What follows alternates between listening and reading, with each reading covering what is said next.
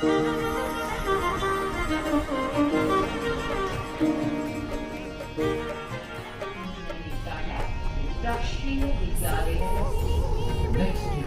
আমরা বাড়ি থেকে বেশ দূরে একটা পাড়ি দিয়েছি।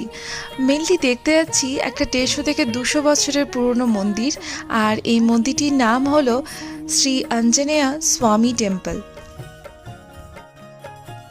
দূর দূরান্ত থেকে এখানে ভক্তের আনাগোনা রয়েছে। কথিত আছে যে অনেক সময় নাকি বজরংবলীর চোখ থেকে অশ্রুধারা বইতে দেখেছেন অনেক ভক্তেরা।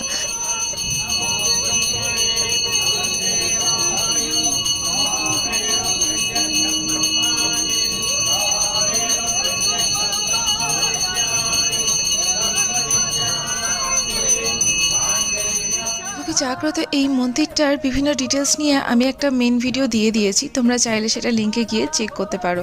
আজকের ভিডিও এখানেই শেষ করলাম।